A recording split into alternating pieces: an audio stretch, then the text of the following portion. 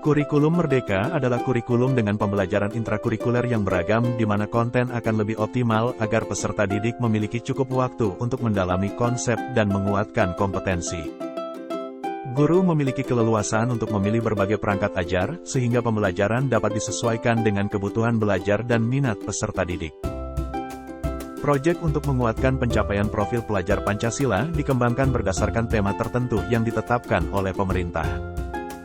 Proyek tersebut tidak diarahkan untuk mencapai target capaian pembelajaran tertentu, sehingga tidak terikat pada konten mata pelajaran. 1. Menciptakan pendidikan yang menyenangkan bagi peserta didik dan guru. 2. Pengembangan aspek keterampilan dan karakter sesuai dengan nilai-nilai bangsa Indonesia. 3. Pendidikan di Indonesia bisa seperti di negara maju, yang mana siswa diberi kebebasan dalam memilih apa yang diminatinya dalam pembelajaran. 4. Mengembangkan potensi peserta didik. 5. Berfokus pada materi esensial dan pengembangan kompetensi peserta didik pada fasenya. Dengan adanya kurikulum Merdeka, diharapkan mampu mengembangkan kompetensi para peserta didik.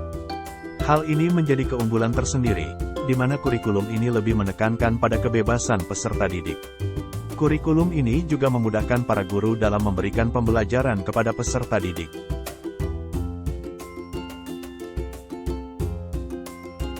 Kurikulum harus dinamis berkembang menyesuaikan kondisi. Kurikulum tidak dapat dipergunakan dalam satu waktu terus-menerus karena dunia terus berubah. Demikian juga dunia pendidikan sebagai pilar utama dalam membangun dan mendidik generasi harus pula ikut berubah.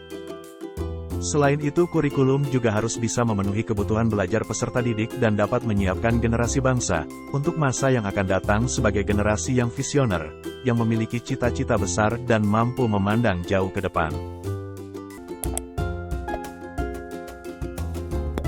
Kurikulum Merdeka adalah kurikulum yang berfokus pada konten-konten yang esensial, dikemas dengan lebih sederhana dan mendalam, lebih merdeka, serta lebih relevan dan interaktif. Kurikulum Merdeka diharapkan dapat memberi ruang seluas-luasnya bagi peserta didik dalam berkreasi dan mengembangkan diri. Mendikbudristek, Nadiem Anwar Makarim, menghimbau para guru dan kepala sekolah untuk mempelajari informasi lebih mendalam tentang kurikulum Merdeka, mengikuti pelatihan dan webinar, mengerjakan modul-modul, dan menggunakan fitur bermanfaat lainnya di platform Merdeka Mengajar. Setiap kebijakan baru tentulah berimbas dan memberi dampak kepada situasi dan kondisi yang ada.